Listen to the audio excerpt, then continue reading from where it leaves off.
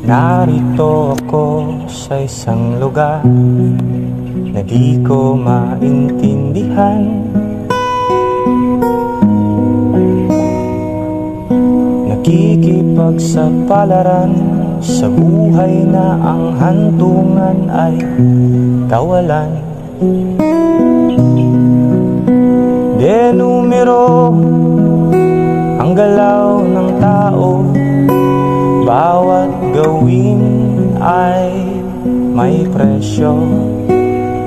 O narito ako sa isang lugar na di ko maintindihan. Daing ng tao'y di pinapansin, nililipad ng hangin. Pangkain